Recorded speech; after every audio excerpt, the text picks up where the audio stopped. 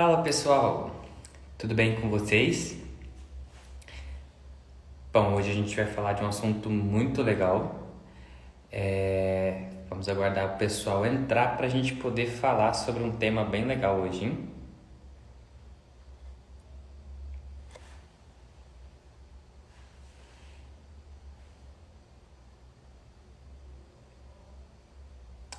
Oi, Gabi!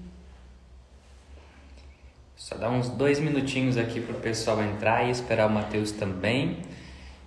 E aí a gente vai falar sobre o nosso teminha de hoje, falar um pouquinho desse mês em si, que é um marco pra gente, embora a luta seja o ano inteiro, né? E a gente poder trabalhar um pouquinho desse tema hoje vai ser super oportuno com os momentos que a gente está vivendo. Então, bora pra cima.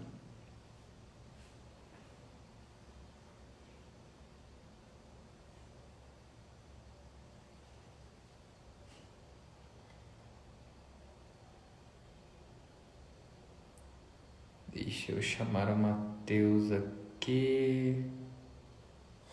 Enviar convite pro Matheus.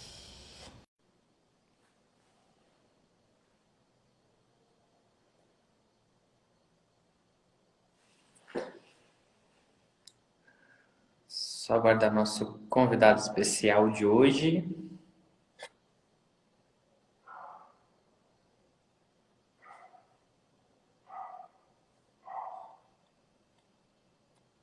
Gente, o Instagram mudou muito da última live que eu fiz, então tenham paciência com o idoso. Fala, Matheus! Olá, tudo bem? Jóia, e você, como é que tá?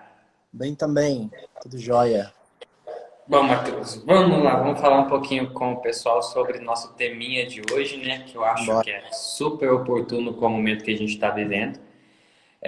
Bom, gente, para começar, gostaria de agradecer a todos que estão nos assistindo, tanto ao vivo como também vai ficar depois salvo na nossa página, né? Esse bate-papo. Então, eu sou Aislan, sou psicólogo, né? Sou parceiro aqui da TC e já estive aqui com vocês em algumas lives. E hoje nós estamos recebendo o Matheus para a gente fazer um bate-papo sobre um tema que tem ficado muito em alta, né?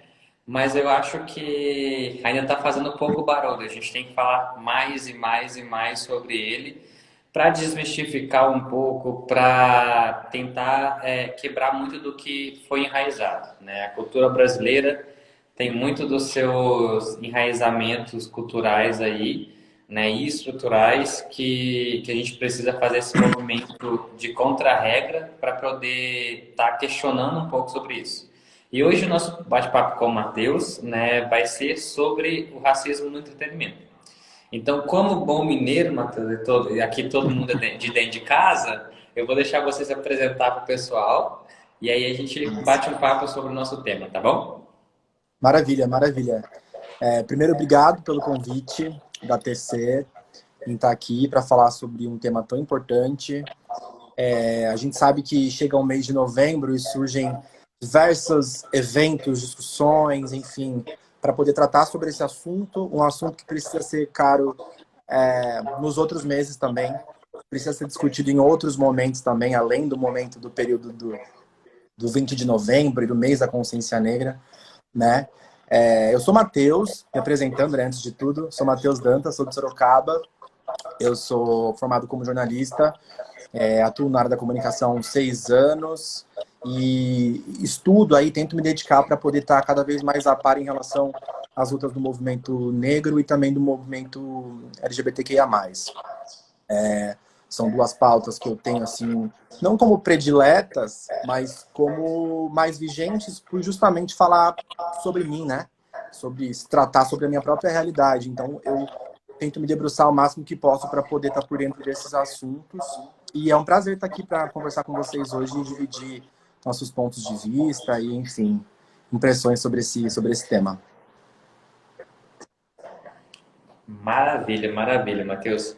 Bom, acho que o pessoal que assistiu minhas últimas lives sabe que eu também levanto muito essa bandeirinha LGBT aí, né?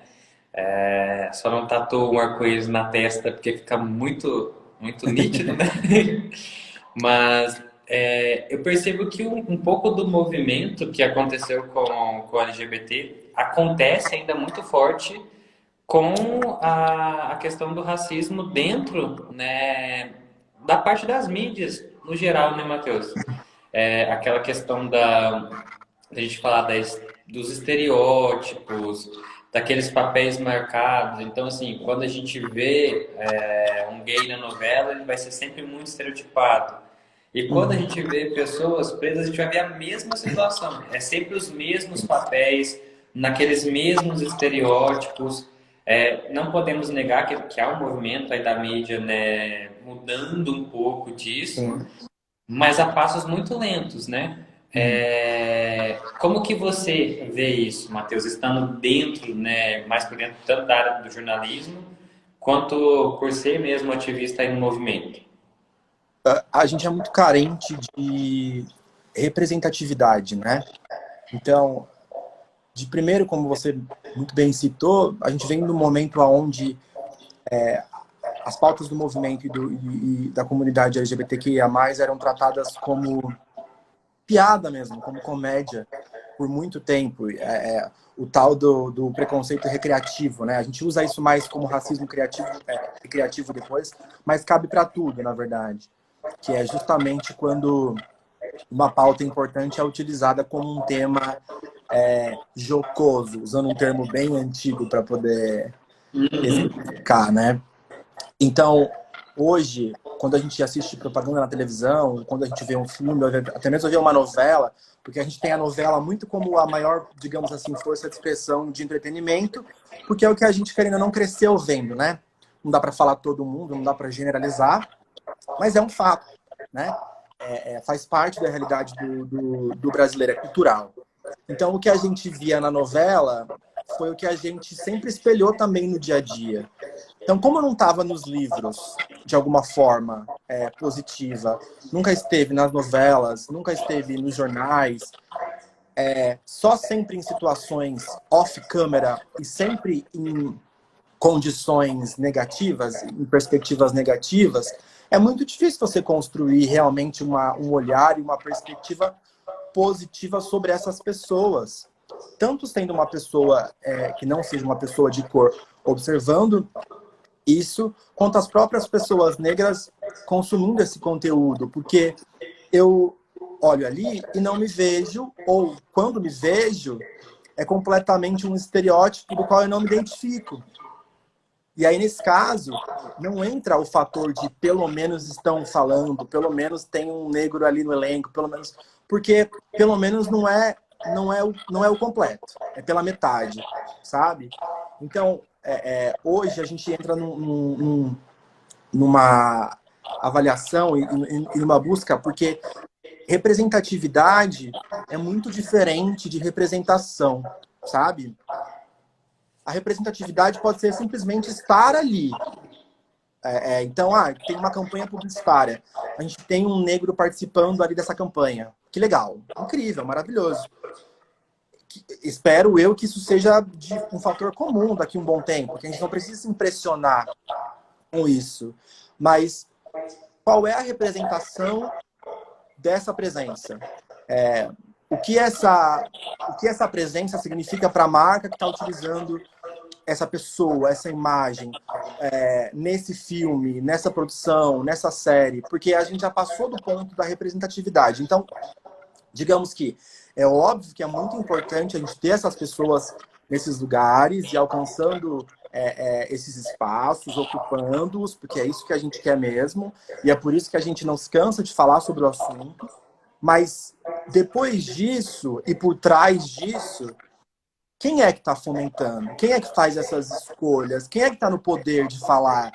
Esse elenco aqui ele vai ser todo feito por pessoas negras. Legal, mas assim, qual é a motivação? Qual é a representação e significado dessas escolhas? Então, eu gosto de ficar sempre observando essa comparação entre representatividade e representação. Isso pode parecer uma insatisfação crônica, assim, constante, do tipo, mas agora já tem um monte de negro, não tá bom para vocês? Não, porque no fundo, não é isso que eu estou buscando. Não é isso que a gente está buscando. O que a gente está buscando é uma situação de equidade, né? É uma situação de equilíbrio, aonde eu não quero que tenham mais pessoas negras. Eu quero que quando tenha uma pessoa negra, que quando tenha uma pessoa PCD, não seja por um olhar de capacitismo, não seja por um olhar de dó. Seja porque ela faz sentido naquele contexto e porque ela representa alguma coisa importante. Se não for para esse intuito, é melhor que nem tenha, porque daí é só para vender, é só por agenda, sabe? Nesse ponto, eu acho que você tocou num ponto muito importante, que é hoje a gente também vem enfrentando, de uma certa maneira, uma comercialização das militâncias, né? Então, assim, as marcas utilizam determinados aspectos, determinadas fragilidades sociais, apoiam isso, mas num ponto de vista comercial, né? E é o que você falou. Desculpa te interromper. A gente sabe que a publicidade é um espelho de sociedade. Se tem algo, se é um movimento acontecendo, é óbvio que vai ser retratado. É claro que na propaganda de final de ano da Boticária, a gente vai começar a ver famílias negras. Esse movimento ele é natural e ninguém condena que isso aconteça. O que a gente precisa entender é, além da monetização, porque quem tem um negócio quer vender e gerar lucro, o que essas empresas querem fazer depois disso. É só vender um perfume? Porque daí eu não tenho interesse, sabe? Desculpa te cortar. Não, sim. Perfeito, assim, a linha de raciocínio era essa mesmo, né? O que diferencia essa comercialização de uma ação significativa é o propósito, né? O que vem depois. Então, sei lá, se você faz uma mobilização e utiliza e levanta uma bandeira, seja ela LGBT, seja PCD, seja do movimento negro, seja qual for, e você dedica uma parte, por exemplo, da lucratividade naquele mês para uma ONG, para uma campanha, para uma acessibilidade, beleza. Então ou se você faz isso também dentro da sua própria empresa, que a sua própria empresa tem um programa interno que trata sobre esse assunto, sabe? Se as pessoas se sentem pertencentes ali, né? A gente entra em várias questões dentro disso, vários recortes, porque a gente poderia falar de cota, poderia falar de programas que facilitam acesso, e a gente entra em camadas muito delicadas do assunto, porque geram muita polêmica, né? Vai para aquele lugar onde, mas o que vocês querem? É uma situação de igualdade, mas aí eu também tenho o mesmo direito, porque eu posso ser tal pessoa pode ser tão inteligente ou mais do que eu. Só que a gente está falando de questões históricas que vem muito atrás, né? A gente está falando de um reparo. Sim. E não é pegar um pedaço de fita isolante e colocar no buraco. A gente vai ter que derrubar a parede e refazer ela inteira, né? São anos e anos de uma construção racista, homofóbica, capacitista, que foram enraizados na nossa cultura e que a gente não vai conseguir, igual você falou, simplesmente colocar um remendinho, né? A gente precisa revirar isso, né? A gente precisa... É desconstruir para construir, sabe? Exato, exato. E é engraçado, Matheus, não sei se você percebe isso, que muitas vezes dentro de os movimentos eles se isolam muito, né? E cada um vai para sua própria luta, exceto aqueles que permeiam mais de um. E no final a gente acaba lutando pela mesma coisa, que é por essa igualdade, que é pelos direitos que já é previsto, né, para a gente. A gente só quer gozar disso, na verdade. E muitas vezes a gente olha o nosso entorno, né? A gente olha para o nosso foco, qual bandeira a gente levanta, e acaba não conseguindo olhar a luta do coleguinha do lado que está no mesmo sentido, né? Então a gente vê movimentos se distanciando muito, e isso acaba sendo prejudicial, porque vem aquele discurso que você falou. Então o que vocês querem? Porque se eu tenho que fazer isso por conta da LGBT, isso por conta dos negros, isso por conta do PCD, o que eu tenho que fazer então? Né? Sendo que, na verdade, seria simples, é ler a Constituição e seguir ela, né? Seria uma coisa muito básica. Quando a gente para pensar que na verdade, é muito básico o que a maioria desses movimentos buscam, parece que, então, mas por que esse auê todo? É justamente por isso. É porque são coisas que deveriam ser tão triviais do dia a dia, e que não estão sendo concedidas, ou até quando são concedidas, não são por completo, porque não há respeito diante disso, né? E aí a gente novamente, a gente é um país, o Brasil é um país onde a gente tem toda essa ligação com a televisão, poucas emissoras abertas, poucas emissoras, digamos assim, com qualidade técnica, não entro em caráter de julgar a programação, etc., mas assim, poucas emissoras, 2 ou 3 com qualidade técnica, e dentro disso, não tem como você não lembrar, não pautar, não se recordar de que isso pautou a nossa criação, né? Talvez a geração da galera que já está aí agora com 10, mais de 10 anos, 15 anos, esse pessoal já não tá mais, já não tem essa ligação com TV, não era colocado na frente da TV para a mãe poder fazer alguma coisa, para o pai poder fazer alguma coisa. É outro movimento, né? São outras gerações. Tanto que os ídolos que a gente hoje nostalgicamente se recorda, eles fazem parte desse imaginário lá de trás que construiu. Então, eu vi no domingo agora uma entrevista da Xuxa, né, onde ela falou sobre questões bastante complexas da carreira dela, mesmo como uma mulher loira de olhos azuis, onde ela, por namorar um homem negro, como Pelé na época, sofreu questões de preconceito, toda a questão das paquitas. A Renata Ceribelli perguntou para ela, você, se fosse hoje, você teria paquitas negras dentro desse ambiente, nesse trabalho?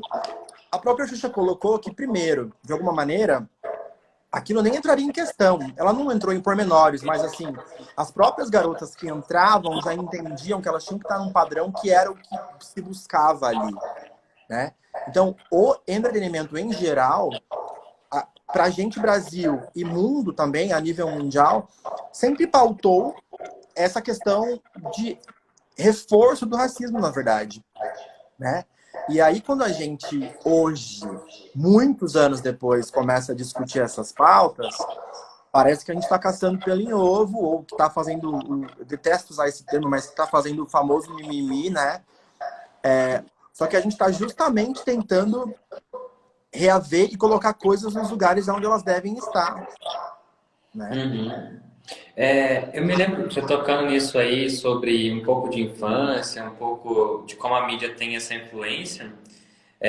Eu me lembro muito de uma TV que nós tivemos há muito tempo atrás, né? Não muito tempo, né? Pouco tempo atrás, na verdade, aonde esse humor, né, que você mencionou, que é um humor, né, um racismo travestido aí de humor, De recreação, né? onde ele trazia pra gente umas imagens e que isso se tornava xingamento. Eu me lembro muito do caso da Vera Verão, né? Uhum. Que foi assim um ícone da TV brasileira, mas nada valorizado na época. Ele foi ser valorizado muito recente agora, justamente porque aquilo se tornou uma piada dentro do entretenimento.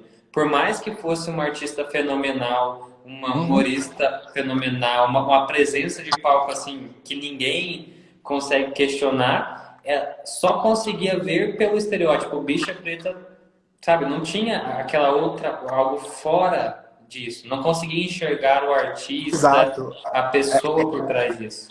Entra perfeitamente nas questões quando a gente fala que a cor é colocada no topo dessa pirâmide e essas outras coisas que, na verdade, são qualidades e coisas que foram criadas a partir de aprendizado e de estudo vão ficando completamente em segundo plano. Porque o que é colocado em vista, primeiramente, é essa questão de cor. Isso isso já te dá o acesso ou não e já te coloca dentro de oportunidades ou não. Te insere e te exclui ao mesmo tempo. Então, é uma constante, assim. Quando eu penso, por exemplo, nesse caso, Vera Verão, hoje, com 28 anos de idade, eu olho e falo, nossa, que artista gigante, né? Genial, incrível. Mas talvez na minha infância ali, que era o momento de estouro, por ser um garoto negro e por talvez até apresentar trejeitos, quando chamado ali, Vera Verão, levasse isso completamente como uma ofensa. E E hoje é seria uma utilizado honra. como Entende? ofensa. Exato. É porque vem de um lugar de ofensa. Mas se acontecesse hoje, seria uma grande honra, né? Uhum. Porque a percepção é completamente diferente também. E é, eu vejo, obviamente, o entretenimento, a televisão, o cinema, as plataformas de streaming, até a música, a moda, tá tudo muito interligado, né? O entretenimento em si. A gente está vivendo esse momento de repensar todos esses espaços, todas essas vagas, essas oportunidades, mas a gente ainda está muito longe do que é ideal. De novo, não é uma posição de insatisfação, é só porque eu sei que pode ser muito melhor. Sim. Né? E Então, se deveria, pode né? ser muito melhor, porque ainda não é.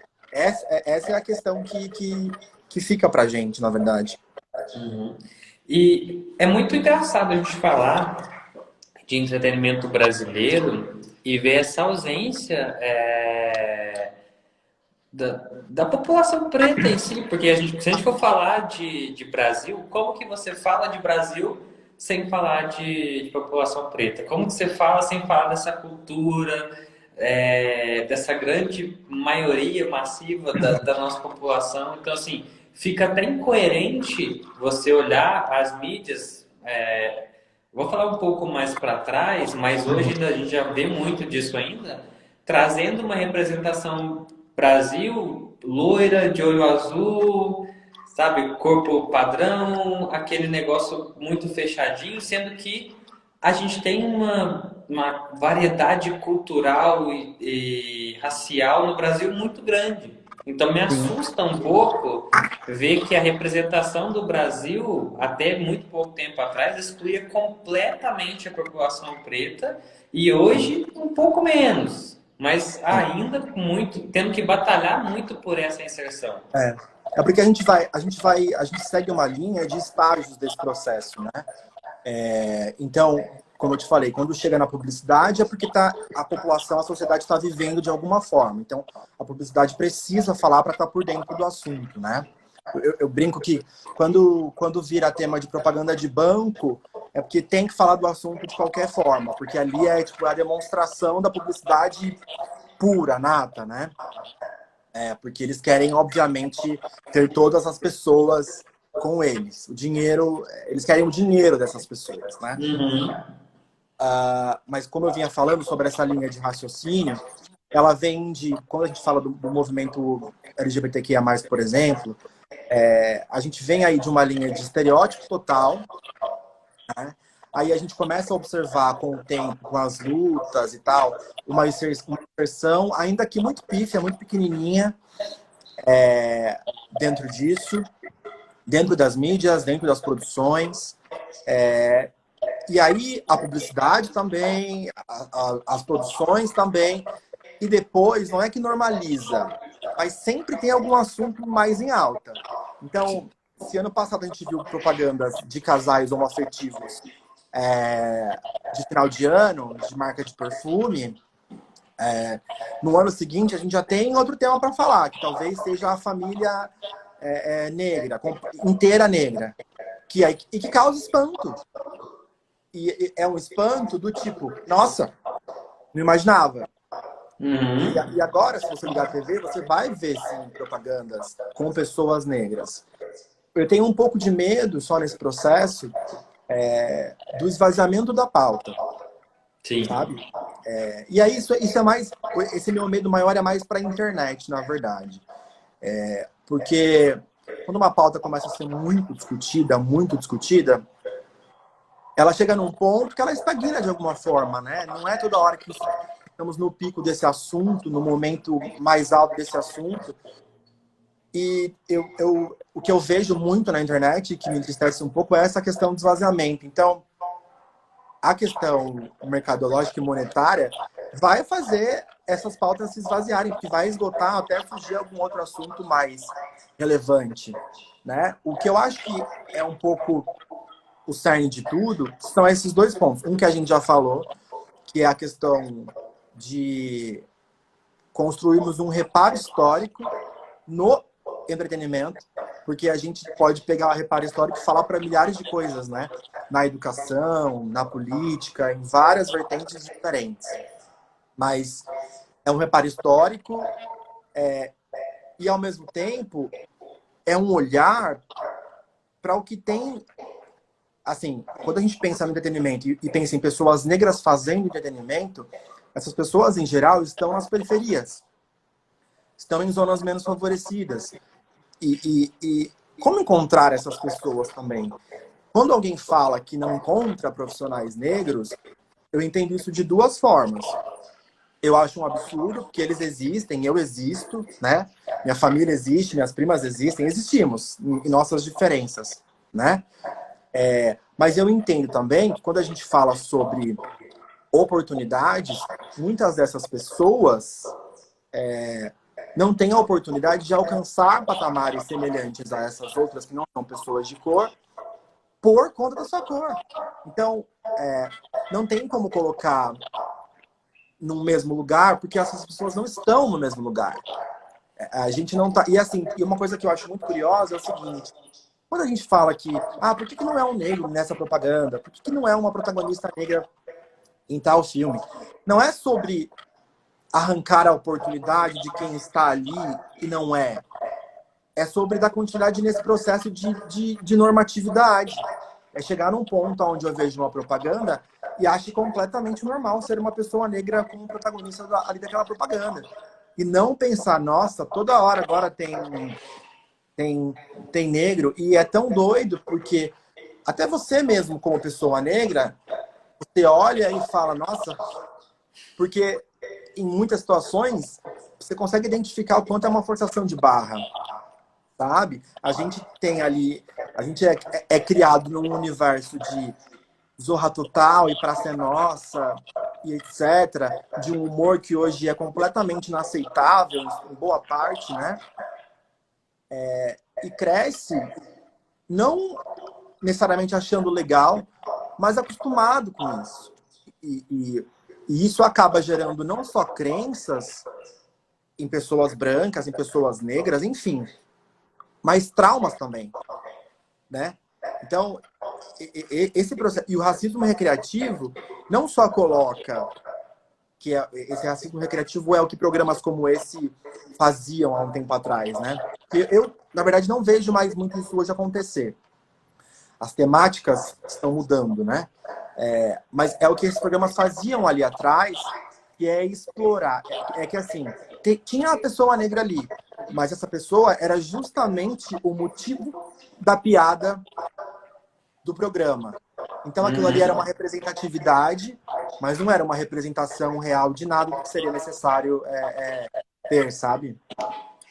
Eu acho muito legal quando você traz essa diferença entre representatividade e representação, porque Aprendi isso há pouco tempo, tá?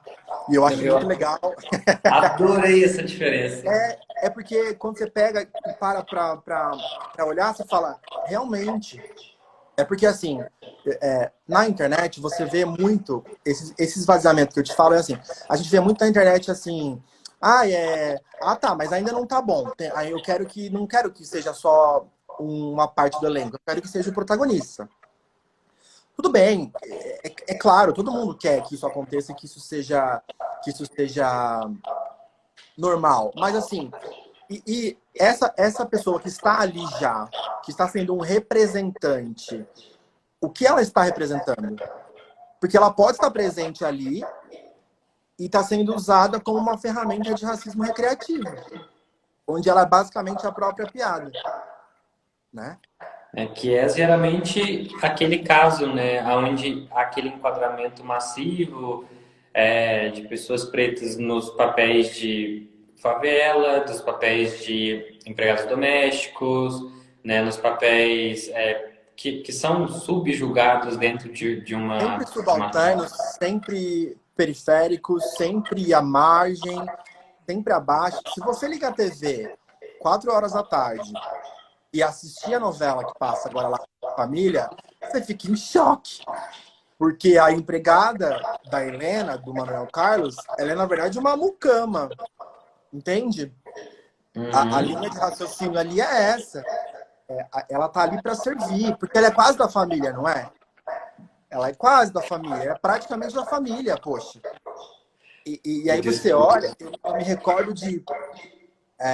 Aqui em casa eu não assisto tanto, mas a gente consome TV assim, aberta ainda. E aí eu lembro que um dia tava passando Cine Estampa, que eu acho uma novela horrorosa em milhares de sentidos,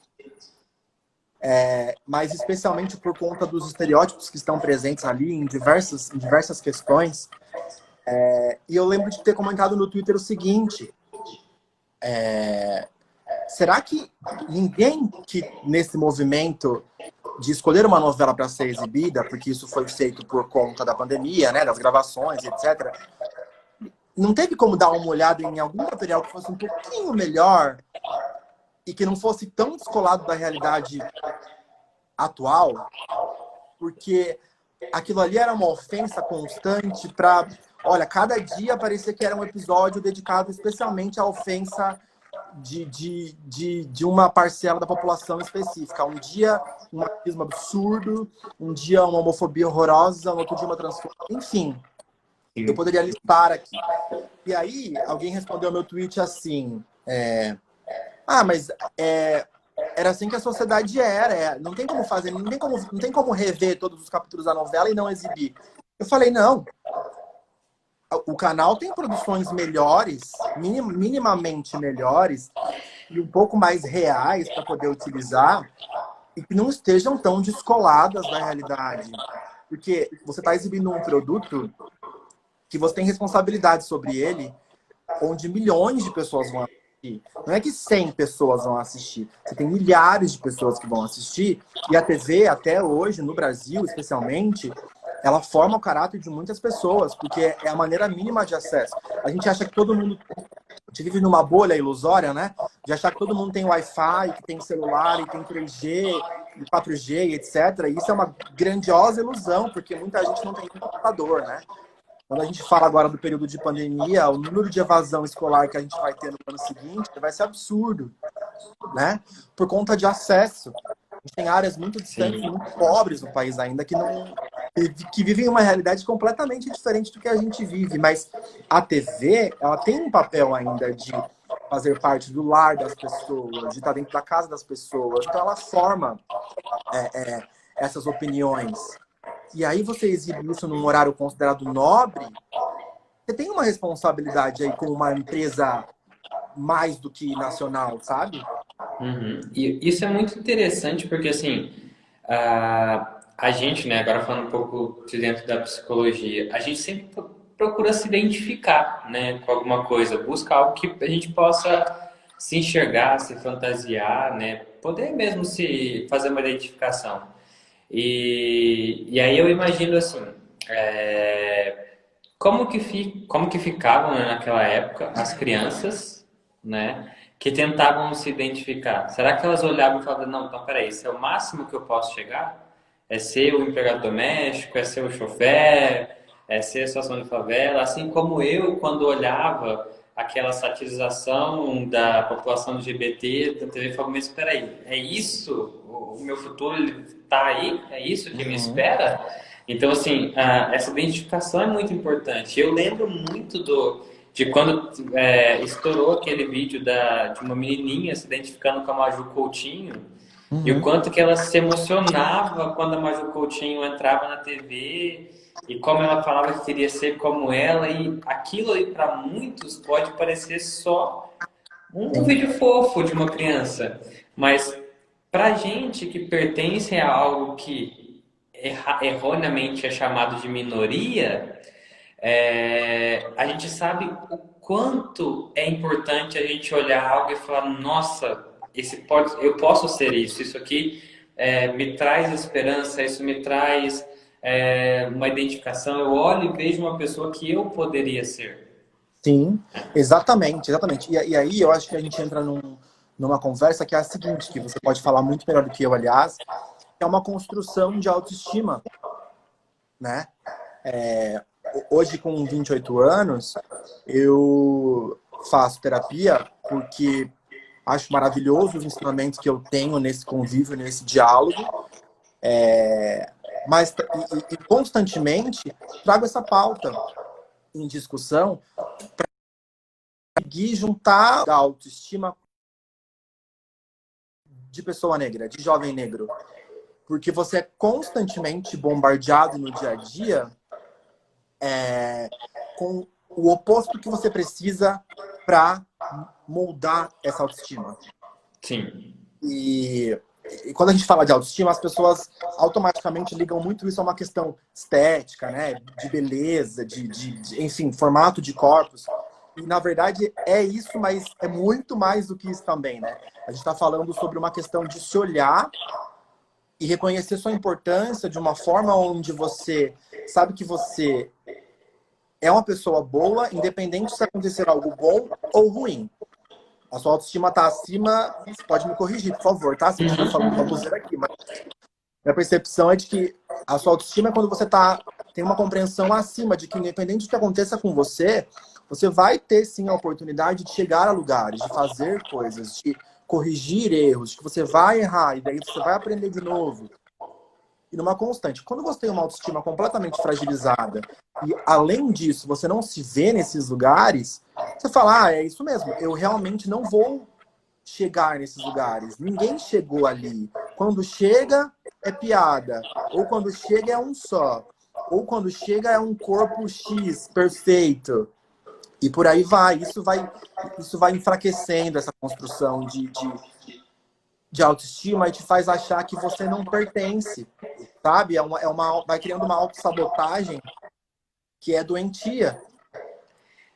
E é engraçado, assim, até pegando o gancho mesmo que você falou, muitas das pessoas, elas vão se olhar no espelho ao longo da vida, e sabe, o que elas verem, o que elas vão ver ali, não importa, além do estético.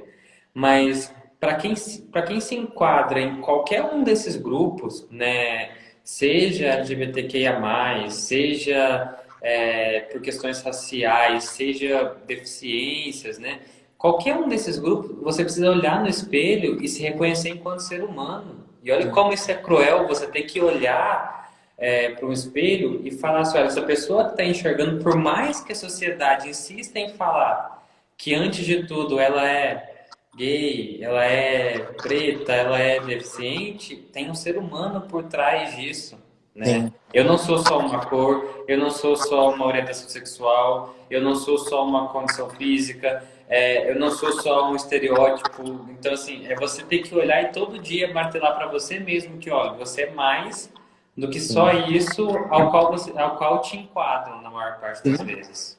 E é justamente o papel que o entretenimento faz na vida da gente, né? Isso que Sim.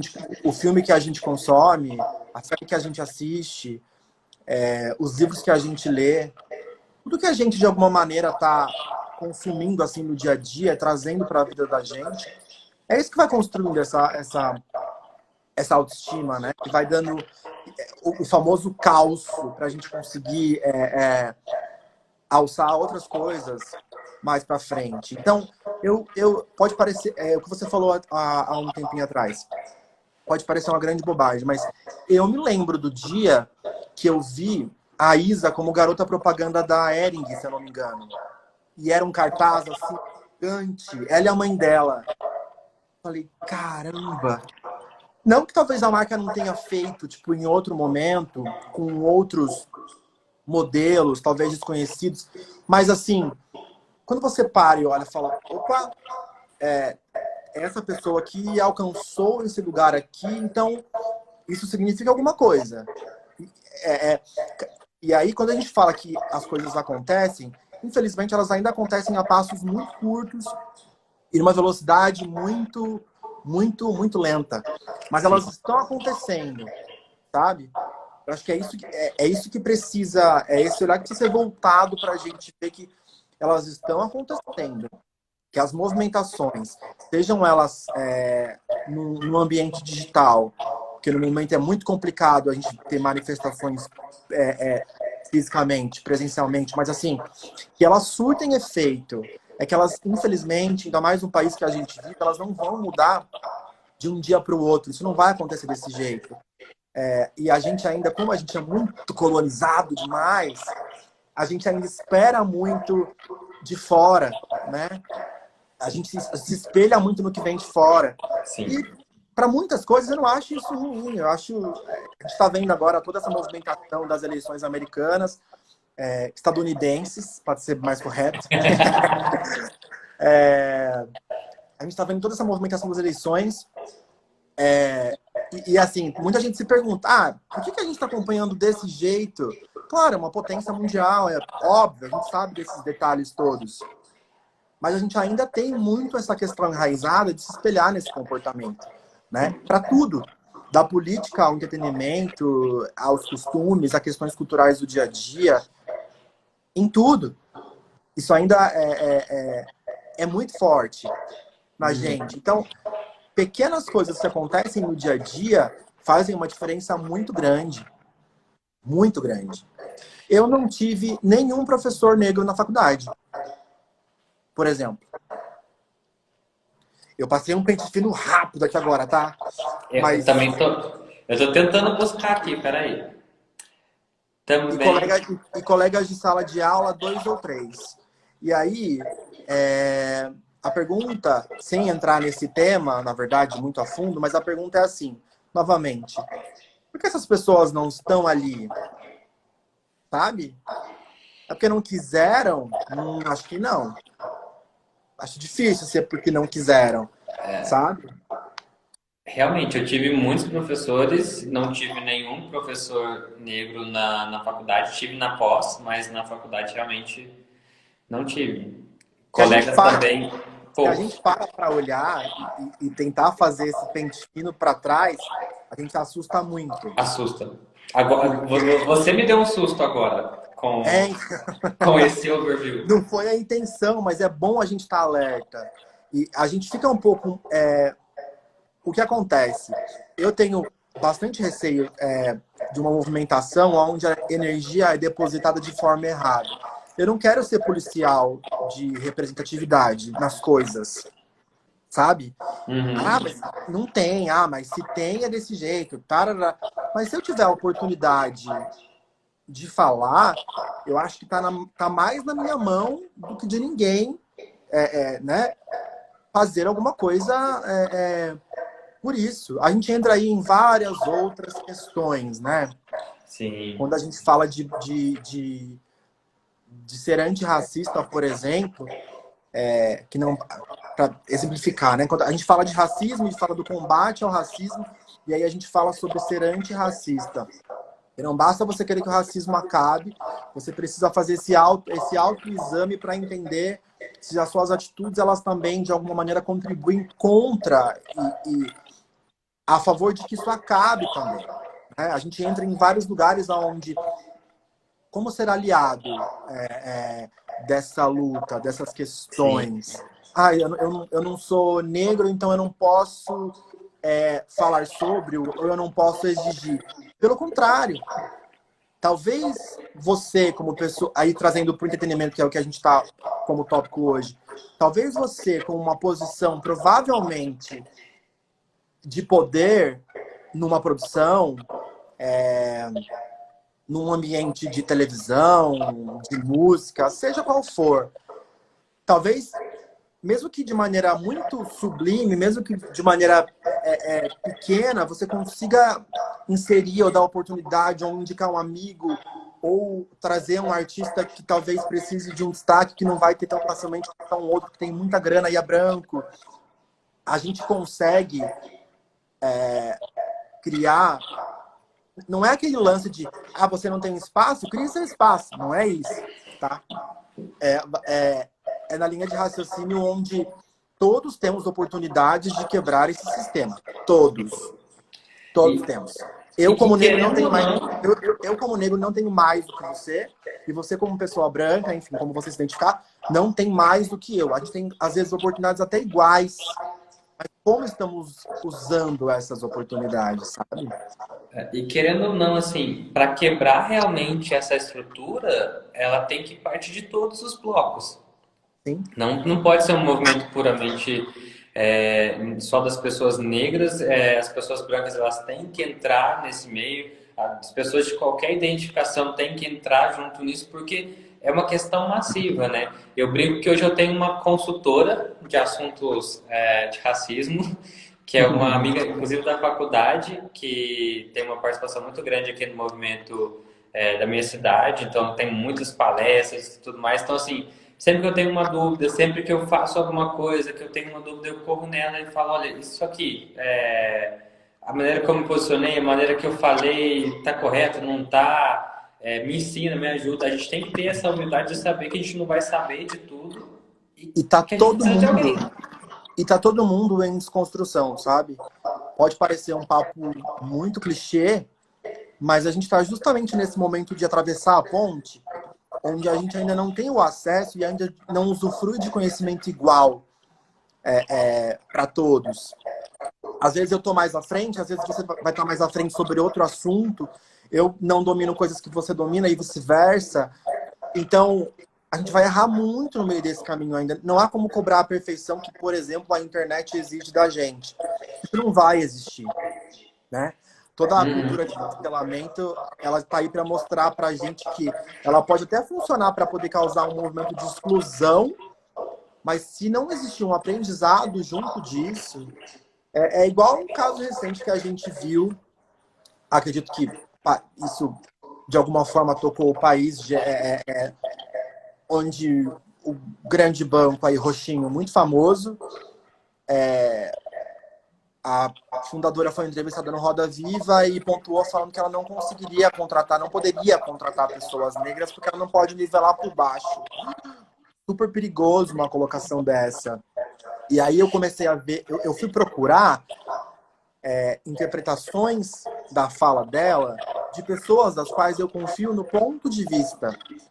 E uma dessas pessoas a quem eu procurei para observar e entender, e é a quem eu constantemente busco, é a Monique Evelli. Eu não sei se você conhece o trabalho dela, mas ela é uma jovem jornalista baiana que tem um projeto chamado Desabafo Social. Ela é negra e ela tem esse ar empresarial muito forte, então ela traz muitos ensinamentos e compartilha muitos aprendizados nessa área. E presta consultorias e etc. E a Monique pontuou o seguinte: eu estive presente na empresa algumas vezes e a liderança não estava ali para poder escutar as conversas que a gente estava para ter, para ver os painéis que a gente estava para ter. E aí, o que eu quero dizer com isso? Se essa reeducação, se esse movimento de se culturalizar novamente não for de cima para baixo, de baixo para cima e não for 360, não vai adiantar.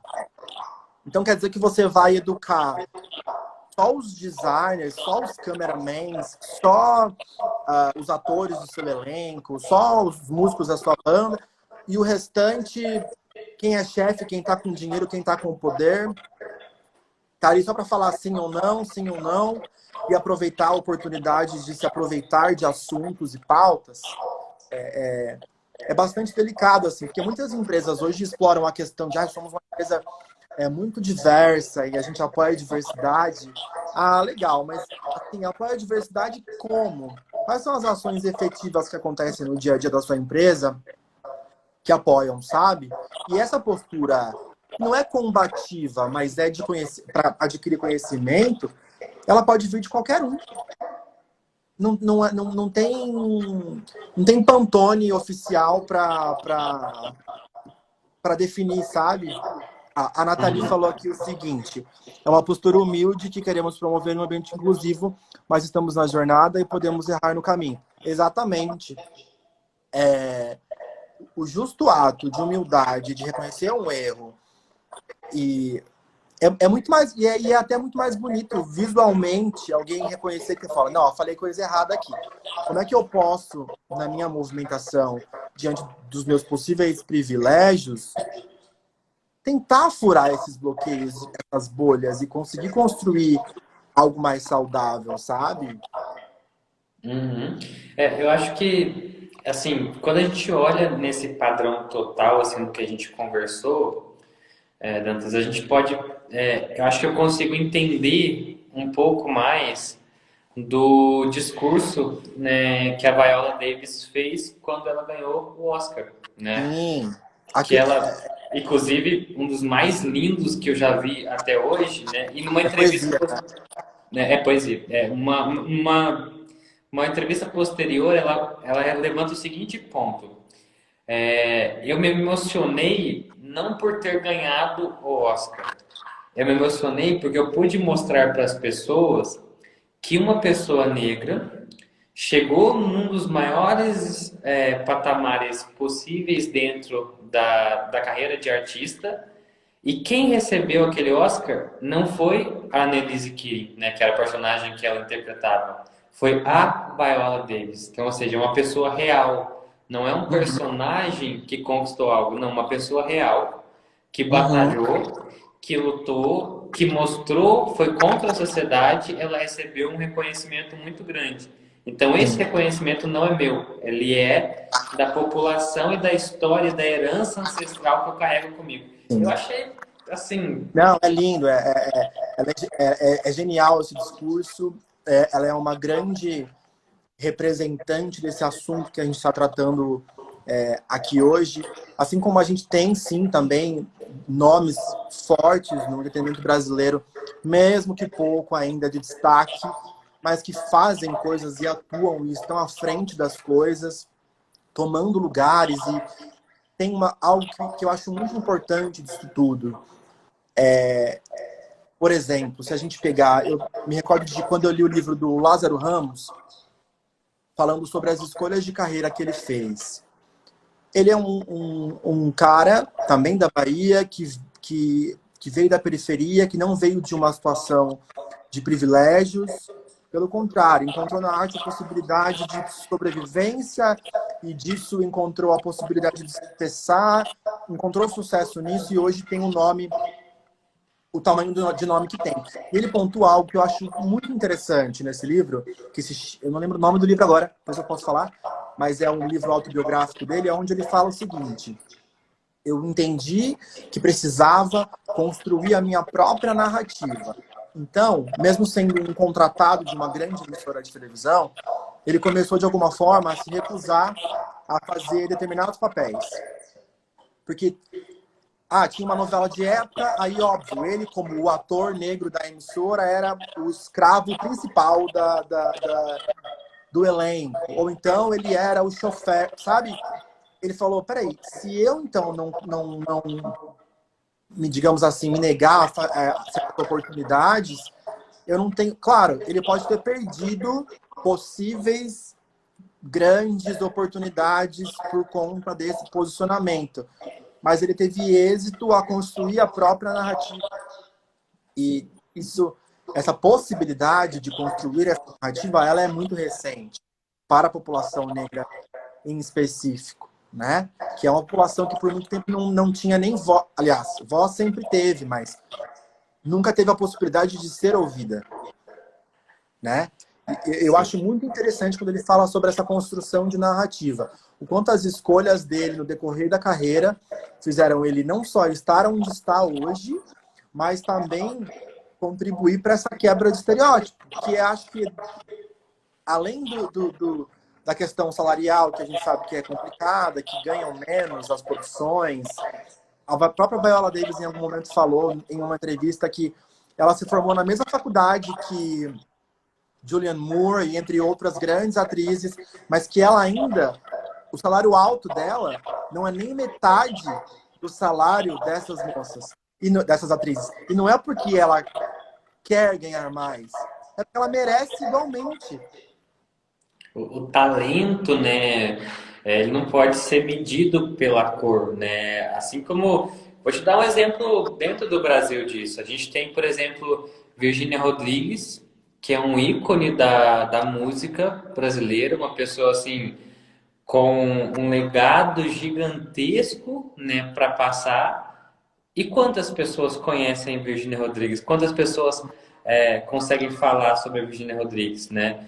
E aí a gente acaba entrando num certo colapso de que é justamente o que você falou. Se não está nas grandes emissoras, nas grandes mídias, nas grandes epicentros, que oportunidades essas pessoas têm? Então, assim, elas têm então que se sujeitar a essa porta de entrada estereotipada para depois se revoltar e escrever a própria narrativa? Será que não tem um outro caminho onde ela Exatamente. pode já chegar criando a própria história? A gente sabe que esse outro caminho, ele com certeza ainda, infelizmente, vai ser dolorido, difícil. Curiosamente, essas pessoas vão até soar de alguma forma prepotentes, mas a prepotência é quando você, na verdade, quer expor que você tem um poder maior do que você na verdade tem, ou quando você não tem, enfim.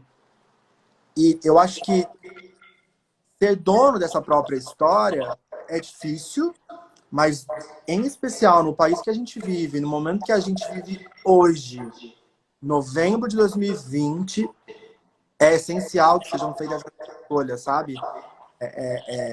Que pautem, talvez não para o agora, mas que no futuro você olha e fala, putz, eu topei isso daqui e fez sentido ter topado, ou não topei isso e fez muito sentido não ter topado, porque a gente vai fazer escolhas erradas no meio desse caminho, mas eu acho que quanto mais a gente conseguir ir refinando, melhor vai ser o resultado Sim. ali para frente, né? Eu não queria... É engraçado, o entretenimento internacional, por exemplo, eles têm um costume que também é refletido aqui, onde na música, por exemplo, você não pode ter mais de uma mulher negra, digamos assim, muito grande ao mesmo tempo. Tipo, como assim? Como que... Então, sei lá, para muita gente, vamos supor que parece que existe só a Beyoncé como grande artista negra mundial. Pelo contrário, obviamente ela quebrou uma bolha e ela faz o que ela pode para poder, com o trabalho dela, jogar essa luz em outras pessoas e criar oportunidades. Eu li uma entrevista dela recente falando sobre a produção do último álbum visual que ela lançou, que é ligado ao filme também, do Black Skin. E ela fala que ela procurou novamente dar oportunidade para pessoas que talvez em nenhum momento da vida conseguiriam trabalhar para a Disney. Tem isso também. Quem tá com o poder em mãos, quem tá com o privilégio em mãos, numa força, por exemplo, e nem precisa, você não precisa ser a Beyoncé para você fazer alguma diferença, óbvio, né? Mas assim, se você por que que você ainda não fez alguma coisa, sabe? Ou diante da pequena possibilidade que você tem, por que que você não aproveita no seu trabalho, no seu dia a dia, na sua rotina, para poder fazer alguma diferença, sabe? Para poder furar simplesmente uma bolha aos poucos e ir colocando isso como... Porque às vezes a gente nem sempre vai ganhar no grito, Sim. sabe? Vai ser necessário gritar em alguns momentos. A gente sabe que vai. Mas nem sempre a gente ganha no grito. Às vezes, na surdina aqui, você consegue fazer mais, porque daí você vai fazendo quieto e vai fazendo, vai fazendo, vai fazendo. Quando forem ver, você já fez tanta coisa, sem precisar necessariamente colocar o dedo na cara de ninguém, que o mérito vai ser mais seu até do que você criou. Com certeza. Matheus, a gente falou aqui, eu nem percebi o tempo passar. Já tá dando a nossa uma horinha aqui, eu nem percebi. Mas eu acho que a gente terminou até no ponto certo do nosso diálogo, né? Que é você ir fazendo, fazendo, fazendo, mesmo que seja em silêncio, né? Você fazer a sua parte. Em nome da Terceira, eu super te agradeço. Esse Eu que bate-papo acho que agradeço foi riquíssimo. Espero que a gente muito. tenha outras oportunidades aí de ter mais desse bate-papo. Agradeço o pessoal. Quem quiser rever, a gente vai deixar salvo também. E, Matheus, a gente tem aí um minutinho. Se você quiser deixar sua última mensagem aí pro pessoal. Eu agradeço de novo o convite da TC e eu convido as pessoas para que se instruam e entendam que quando a gente fala sobre racismo não é para poder alcançar ou ocupar lugares que não alcançamos ou não ocupamos. É para a gente junto ocupar esses lugares, e construir oportunidades para os outros que forem vindo no caminho também e abrir essas portas. Eu acho que é isso. Eu agradeço muito quem acompanhou, agradeço ao TC de novo. Passou rápido, quando passa rápido é porque é bom, né? Com certeza. Mas teremos aí outras oportunidades. É importante só deixar frisado que discutir sobre esses assuntos não é só no mês de novembro. A gente tem a vida para poder desconstruir, para poder construir de novo. Sim, é a mesma frase